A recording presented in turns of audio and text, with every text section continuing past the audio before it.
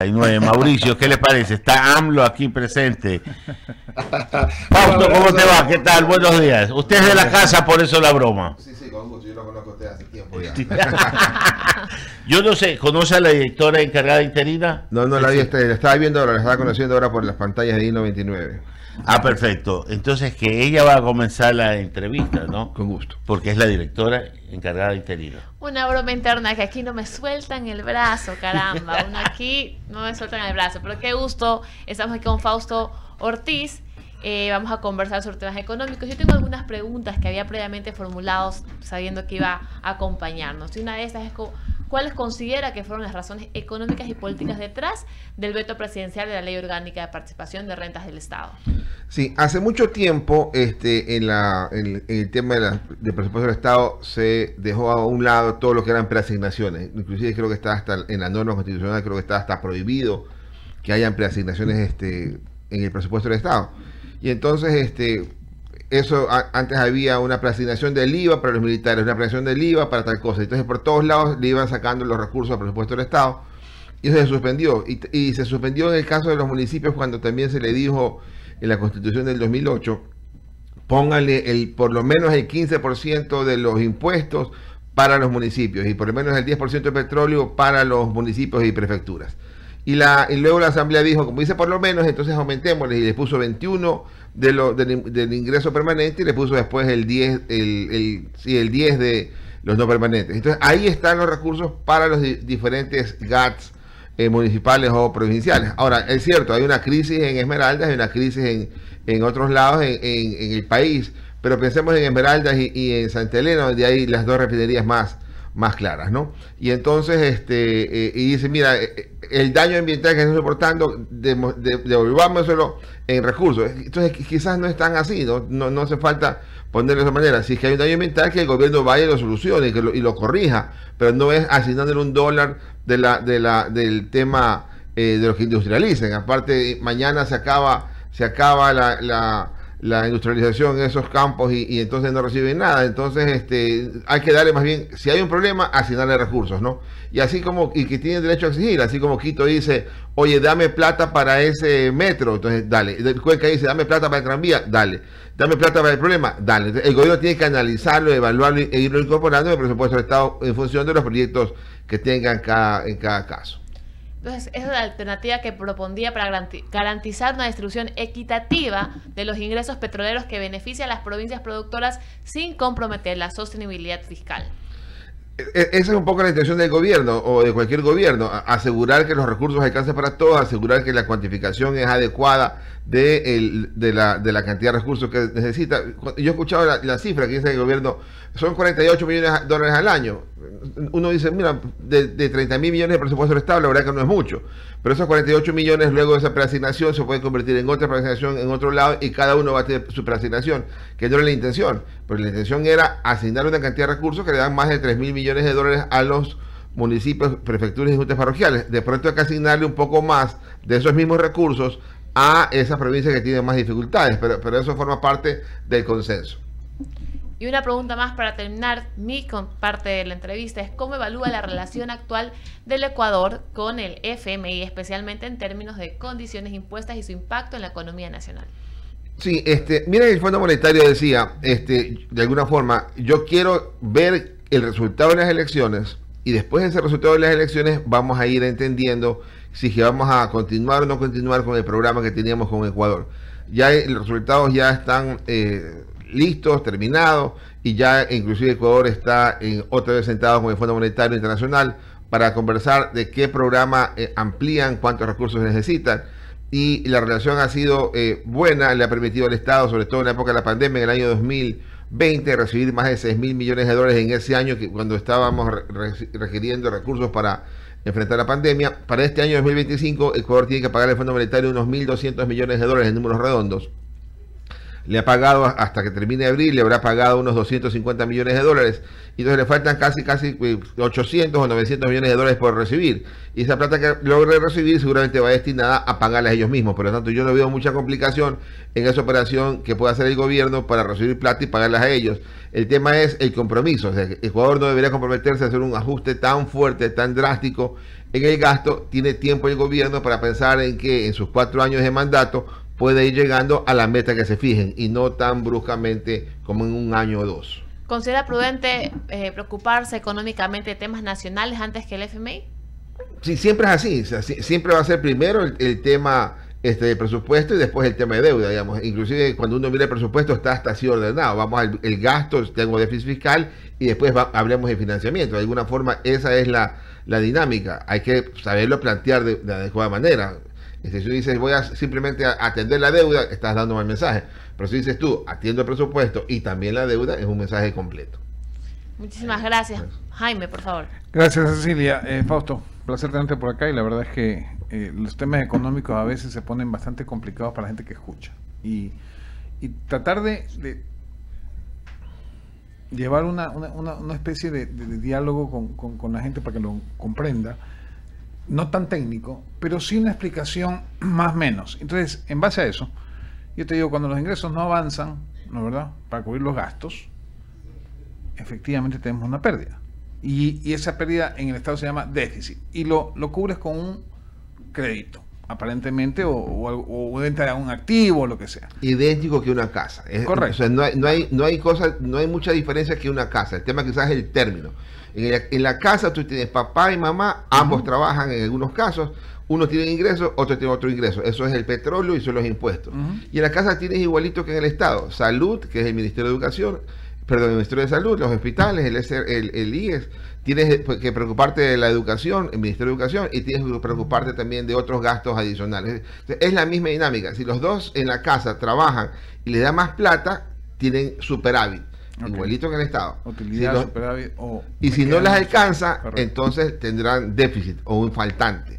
Y cuando te falta, vas a la tienda de la esquina a fiar, que es igualito un crédito local, o vas a un banco a pedir prestado. Entonces, la dinámica es la misma para que la gente la termine de entender. Pero el tema es, algunos términos son complicados y a veces nos encanta hablar complicado, ¿no? Entonces uno trata, y a través de ustedes que son el canal que nos comunica con la gente, entonces bajamos un poco las intensidades de las palabras, y está bien. Ahora, y en base a eso, también sucede en la Asamblea Nacional. Es decir, los asambleístas... Ellos no entienden. No entienden nada. O sea, discúlpame, cogen y dicen, sube el 5% anual a las aportaciones del Estado, por ejemplo, para salud. Pero no tienen ni idea del presupuesto, tienen que financiar el presupuesto. ¿Cómo lo van a hacer? Y entonces, la pregunta es, ¿no está mal planteada la situación de que la Asamblea cree leyes que comprometan recursos cuando no manejan recursos? Sí. La norma constitucional te dice de alguna forma, ¿no? El que presenta temas de impuestos es el Ejecutivo. Y cuando presentes un gasto debe estar debidamente financiado. Eso está así. ¿Ya? Entonces, en el ejemplo de la Asamblea y el $1 sobre el barril que se produzca, se industrialice en las refinerías. Entonces, en teoría, eso está financiado, ¿verdad? En teoría, pues dices tú, ¿de dónde vas a sacar la plata? Del petróleo. Entonces, ahí tú haces el macho. Pero lo que no terminan de entender es que si le quitas esa plata a ese ingreso petrolero, le estás dejando un hueco al gobierno que debe atender. O sea, no es un tema adicional. O sea, no le estás creando un ingreso adicional para atenderlo. Estás abriendo un hueco, tapando un hueco y abriendo otro. O sea, ahí hay una dificultad. Y por ejemplo, en el caso de la salud que tú planteabas, el 0,5% del PIB hay que darle todos los años a salud y educación. Y eso está en la norma constitucional. Y nos lo preguntaron en el 2006. Y el pueblo dijo, sí, déle ese medio punto. Y está bien. No lo hemos dado como país. Y estamos atrasados quizás más de 3.500 millones de dólares a esos dos sectores. Pero la Asamblea, que debería decir, oiga, quiero controlar para ver que tú estás entregando eso, no lo hace. Entonces, su tarea de fiscalización, que es la dura, no la hace. Porque la aprobación del presupuesto no tiene vela en ese entierro. Porque el gobierno manda el presupuesto al Estado y nadie le puede decir si esa cifra no le pones o no la pones, pero sí la puede fiscalizar. Y esa tarea no la hemos visto hace tiempo. Ahora, solamente para puntualizar, el presupuesto es una proyección a largo plazo de mis ingresos y de mis gastos. En el caso del presupuesto del Estado es una proyección de corto plazo, porque es una proyección anual. Okay. Es un presupuesto anual y que ahora hemos incorporado una programación cuatrianual. Entonces tú tienes el presupuesto del Estado más 4 años de estimación, pero en realidad sigue siendo el presupuesto del Estado el de un año. Arranca el 1 de enero y termina el 31 de diciembre. Así un solo año. Y lo otro es, más o menos marca un norte, pero el que se sigue, se monitorea, es el anual. El anual. Y ese es el que debe controlarse para ver si se cumplen o no las metas. Correcto, ese es el que, sobre todo es el que te va a decir, andas con déficit, o sea, tienes más gastos que ingresos, entonces tienes que conseguir financiamiento para pagar ese déficit y también hay que conseguir financiamiento para pagar la amortización de deuda. Porque mientras tengamos déficit, vamos a tener que siempre seguir tomando deuda para pagar deuda. La única vía, o generando más ingresos. Le voy a dar paso a Mauricio Salem, que está con nosotros, así que adelante, Mauricio, te escuchamos.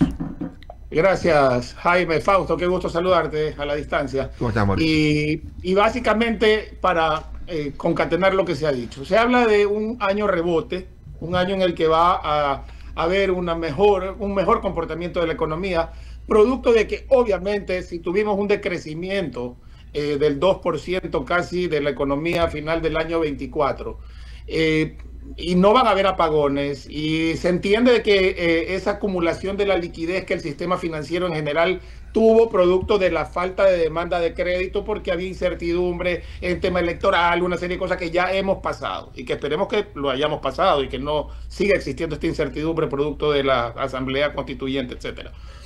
¿Cuál es la expectativa real de este año rebote para tampoco ser tan optimistas y al final del año llevarnos una frustración?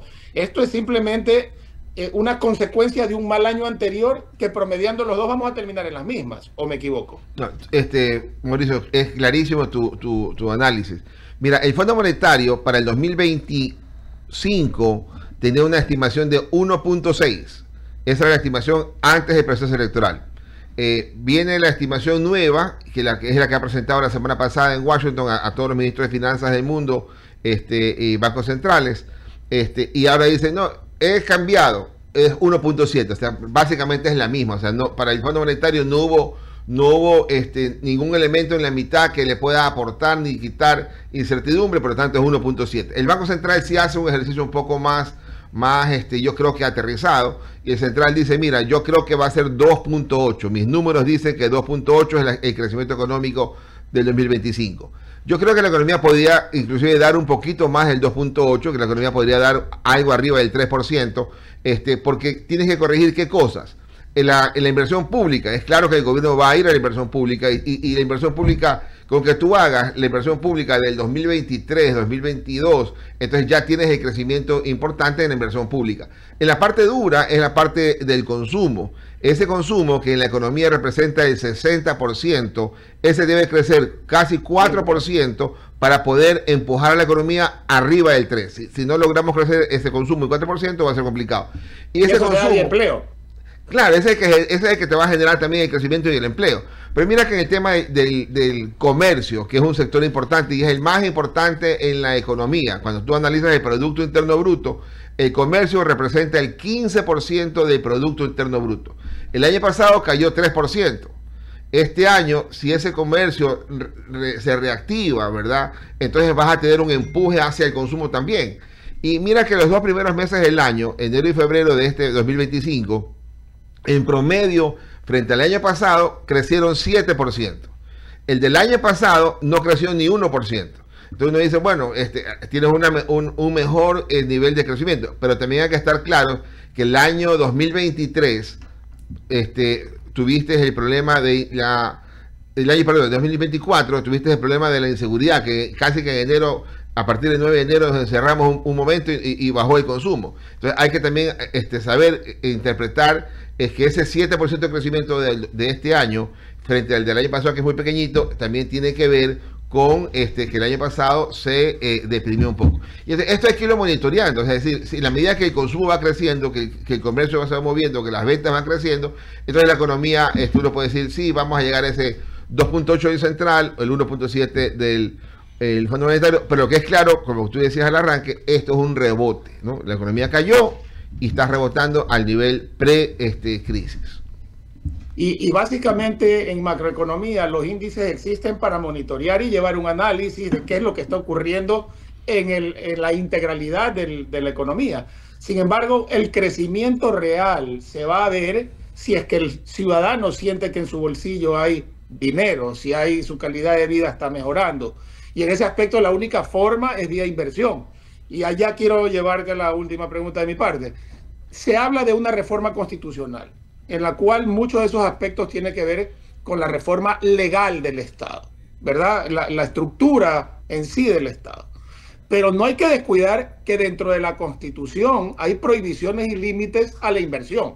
Y si eso también no se corrige de fondo, de raíz, vamos a tener un problema, porque hoy se prohíbe prácticamente la inversión privada en sectores estratégicos. Y esos sectores estratégicos fueron en su momento en la Constitución de Montecristi llevados hacia una especie de monopolio del Estado en estos sectores para que sean solo ellos y con excepción manejarse por inversión privada. Eso no se ha corregido. ¿Cómo hacer? Y sabemos que la política y la economía van de la mano, pero ¿cómo hacer? ¿Cuál sugerencia darle a estos iluminados que tienen que llevar adelante esto? Para que la polarización que existe hoy en el país, ¿verdad?, no se transmita a la Constitución y salga de ahí un champú y un enredo que solamente va a generar más inseguridad jurídica y económica en el Ecuador. Sí, mira que el año 2023 y 2024 fueron los peores años de inversión extranjera directa. El promedio histórico nuestro era 0.7% del Producto Interno Bruto, o para poner en dólares, era como unos 900 millones de dólares lo que debíamos esperar en inversión extranjera directa en esos 2 años. ¿Cuánto logramos? El 0.3 y el 0.2. Es decir, el año pasado no logramos ni siquiera 300 millones de dólares en inversión extranjera directa. ¿Qué puede haber sido la causa? Algunos de los que ya hemos conversado: inseguridad, electricidad, pero también incertidumbre política, los procesos electorales que estaban incursos por la muerte cruzada y luego también por el periodo electoral corto. Eso de ahí este año ya no lo tenemos, y ojalá que el tema de la Constitución se analice distinto. Pero hay cosas que son fáciles de interpretar. O sea, ahora, si decimos nos falta electricidad, entonces y localmente no le podemos dar los contratos al sector privado para que haga la inversión, pero decimos, pero entonces compremos al privado colombiano. Entonces eso es una locura, ¿verdad? Que no puede ser que nosotros prohibamos al ecuatoriano a dar el servicio y generación eléctrica y le compremos al privado colombiano. De alguna forma te está diciendo: oye, ecuatoriano, ándate, crúzate la frontera, móntate allá alguna cuestión y de allá nos vende, lo cual no tiene sentido. Entonces yo creo que es más fácil pasar el mensaje de que hace falta cambiar ese tema, que quizás tenía alguna lógica cuando había exceso de generación. Ahora que estamos en déficit de generación y que cada año va creciendo como 500 megas la demanda, quizás ahora es más fácil pasar el mensaje de que hace falta que entre el privado hasta un momento determinado de que ya lleguemos otra vez a tener este exceso de capacidad instalada. Estamos clarísimos. Muchísimas gracias, Fausto. Antes de darle el paso a Ramiro, quedar claro de que los números que la macroeconomía puede mostrarnos en crecimiento, en bienestar, etcétera, son muy distintos al del sentimiento del ciudadano. Y si no usamos el recorte del déficit que vaya hacia la inversión pública principalmente y a la generación de empleo, los números pueden ser muy bonitos para efectos de reducción de deuda y de cumplimiento con el fondo, pero no para la realidad de cada una de las familias. Un abrazo grande, Fausto. Espero verte pronto personalmente. Le doy paso a Ramiro con más inquietud. Gracias, Mauricio. Gracias, Mauricio. Fausto, mis amigos y compañeros han mapeado casi todo. Yo quiero aterrizarte en lo que vamos a vivir. Y esta bolita está en manos del presidente de la República, si es asamblea constituyente, si son reformas constitucionales. Yo creo que el país no tiene salud económica para aguantar 3 procesos electorales, lo que demanda una asamblea constituyente, por cual deberíamos irnos en unos cambios de otro tipo, con otras vías que, siendo democráticas y constitucionales, sean más expeditas. Y uno de los puntos que yo vengo sosteniendo y que fue discusión en campaña y que es la hora de blindarlo es el tema de la dolarización y de la estabilidad económica, pero no a través de hacer una enunciación romántica en la Constitución que digan que la moneda del país es el dólar, sino haciendo algo totalmente profesional, que es darle independencia a una institución, póngale el nombre que le dé la gana, porque ya ponerle Banco Central como que da escozor en muchas cosas, pero una institución independiente del Ejecutivo, independiente del Legislativo, independiente de los actos políticos que se susciten, ya darle una estructura uniforme, equilibrada y capacitada, sería un camino. ¿Cómo lo ves tú? Y de, si lo ves así, ¿cómo crees que debería estar confirmada y los perfiles que deberían tener? Sí, Ramiro, gracias. Mira, ayer escuchaba al ministro de la Gasca y no fue así como a rajatabla, nos vamos con la Constitución, nos vamos con la Constituyente, nos vamos a esta asamblea. No, él decía, estamos analizando, hay varias opciones, hay chance también de ver qué proyectos de cambios constitucionales están en la Asamblea. Ellos tienen un bloque mayoritario en la Asamblea, hablan ya que pueden completar 77 asambleístas, entonces no es que es a la fija un proceso electoral constituyente en este año, lo cual es tremendamente positivo que se pueda analizar. En el caso del Banco Central, el presidente de la República pasó un decreto a la Asamblea o dictó un decreto en el que le decía a su asambleísta presente este cambio constitucional en el tema del Banco Central y decía, pone en la Constitución que el Banco Central no le pueda prestar recursos al gobierno bajo ninguna forma, que eso ya está en las leyes actuales, pero ponerlo en la Constitución cerraría esa brecha. ¿Cuál es el problema de la amenaza a la dolarización? No tanto que el gobierno le meta la mano y le quite 500 millones de dólares al Banco Central, como le ha quitado más de 5.000 millones desde el 2016 para adelante, sino la posibilidad de que este retiro de plata pueda ser constante y la gente diga, mi plata está ahí, porque de alguna forma yo pongo 100 dólares en el banco y de mis 100 dólares que yo pongo en el banco, 5 se van al Banco Central, lo que se llama el encaje bancario. Entonces la posibilidad que el gobierno meta mano, eso me puede asustar y pues ¿sabes qué? Si el gobierno se lleva la plata, mejor yo me la llevo mi plata y pueda venir una debacle en el tema financiero. Entonces es preferible, más allá de que yo no creo que haga falta limitar el Banco Central, pero sí poner ese candado que ya está a nivel legal, ponerlo a nivel constitucional, en donde aquello ya le deja al Ejecutivo totalmente cortada la posibilidad de meterle mano al Banco Central. Sí, le deja cortada, pero las designaciones siguen siendo prerrogativas del Ejecutivo, lo cual es que queremos evitar y que los periodos terminan siendo yendo de la mano de las designaciones del presidente de la República. Hay que desvincular de alguna manera para que eso no suceda y crear una verdadera independencia técnica y profesional de quienes manejan este tema. Sí, el periodo presidencial dura 4 años y el del Banco Central dura 6, es decir, de alguna forma está escalonado ahí para que no sea coincidente su nominación a cada rato con cada gobierno. Pero mira que... Pero ya sabemos lo que pasa, ¿no? Sí, pero en la medida que yo no tenga posibilidad de meterle mano al manejo de las reservas internacionales, entonces no hay mayor problema. Pero el resto que hace el Banco Central es simplemente la parte estadística más la parte de los pagos hacia el exterior. No es un asunto tan importante el tema central. La independencia estaba en que me puedas dar plata. El gobierno le entregó el Banco Central le entregó 8.000 millones de dólares al gobierno a cambio de bonos del Estado y acciones de banca pública. Y ahí las tiene todavía en proceso de cobro. Ya algo está haciendo poco a poco cobrando. Están de alguna forma tratando de reprogramarlo, pero tiene que el Banco Central recuperar la plata. Fausto, y esto es una idea que yo tengo dando vueltas para sacar plata de donde no hay. El Estado tiene una cantidad impresionante de bienes. ¿Cómo se llama, Jaime, la institución que tiene todo lo inmobiliario? Ya, hacer casi como un paquete de eso. ¿Y sabes qué? Subastarlo. Así, en paquete. Digamos que el paquete vale 8.000 millones de dólares. Por decir algo, estoy poniendo una cifra. ¿Cuánto me ofrecen? Y desbarato una institución que lo administra y viene alguien que tiene la plata y dice, ¿sabes qué? Te lo compro en 4.000. Así, te lo compro en 4.000. Claro, hay que proteger al Estado porque dicen, no, que especulado, que vendo más abajo, no.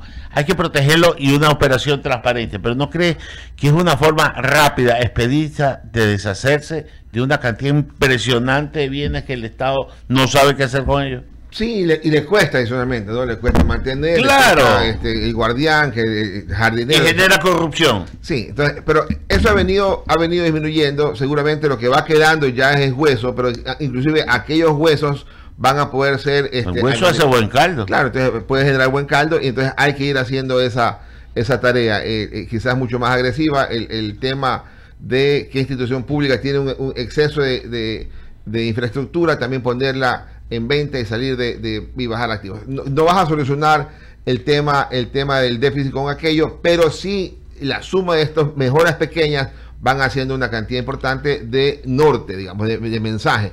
El mensaje acá es: no hay que trabajar con comodidad si hay cosas ociosas que se pueden que se deben vender. Correcto. Tenemos un amigo que tiene mucho dinero que dice: cuida las monedas porque los billetes se cuidan solos. Fausto, agradecerte siempre por acompañarnos, claro, y como dice Jaime, eres pedagógicamente claro para expresar lo que en términos técnicos a veces resulta un poco complicado. Gracias por acompañarnos. Usted ya sabe que esta es su casa. Cecilia, usted abre el espacio de las menciones publicitarias porque las tiene todas. Así veo, en Novicompu tenemos todo lo que necesitas para empezar el año escolar con el pie derecho. Laptops, tablets y accesorios a precios increíbles. Porque solo en Novicompu lo mismo pero más barato no es solo un lema, es una promesa. Líderes en tecnología, productos de calidad y las mejores promociones para ti. Promociones exclusivas ya disponibles. Tenemos también Valvoline. Siendo el aceite original, la misión de Valvoline ha sido la misma desde 1866: prolongar la vida de los motores y mejorar su rendimiento. Creamos el primer aceite de motor de alto kilometraje y la primera mezcla sintética, y continuaremos innovando. Siempre innovando para mantenerte siempre hacia adelante. Valvoline, el aceite original. Se me fue mi partner para esta mención, que es de Ecomundo. Descubre la excelencia educativa con Ecomundo. Nuestro modelo pedagógico Global Learning ofrece una experiencia de aprendizaje única, preparando a tus hijos para el mundo globalizado de hoy. Con enfoque bilingüe y programas académicos internacionales de vanguardia, formamos ciudadanos del mundo porque ellos tienen el poder de transformarlo y tú de elegir Ecomundo. Comunícate con nosotros al 09 59 80 9800. No te quedes sin oportunidad de tener el hogar de tus sueños en la organización más exclusiva de Guayaquil, Narcisa Club, como dice usted, mi querida directora. Ya a la venta la tercera etapa con casas desde $129,000. Ya usted se puede casar y puede ir a vivir perfectamente bien ahí en Narcisa Club, ubicado en el kilómetro 10 de la autopista Narcisa de Jesús. Visita nuestras villas modelos de lunes a domingo en horarios de 9 a 17 horas para una atención exclusiva y personalizada. Y tenemos una más. Sí, señora. Usted le encanta la música. La música, sí. Paloma San Basilio se despide de los escenarios con su gira Gracias, en honor a sus 50 años de trayectoria artística. La gira mundial es un tributo a los éxitos que han definido su apoteósica carrera en los años 70 y 80, incluyendo canciones emblemáticas como Cariño Mío, Por culpa de una noche enamorada, ¿Por qué me abandonaste?, Nadie como tú, Juntos, No llores por mi Argentina, Luna de miel, Beso a beso, Dulcemente, Demasiado, Herida, La hiedra, entre otras inolvidables canciones. Con más de 16 millones de discos vendidos a lo largo de su carrera, Paloma San Basilio ha dejado una huella imborrable en el mundo del espectáculo y continúa siendo una de las artistas más queridas y aclamadas en el ámbito musical mundial. Con esta gira de despedida, Paloma San Basilio quiere agradecer a sus seguidores su incondicional apoyo durante todos estos años en los escenarios. Ecuador forma parte de su gira, que está recorriendo Europa y Latinoamérica, un show imperdible para disfrutar de su voz inigualable junto a su orquesta y coros. Paloma San Basilio, Gracias Tour Guayaquil, el jueves 29 de mayo en el Teatro Sánchez Aguilar a las 20:30. Las entradas ya están a la venta en Ticket Show o www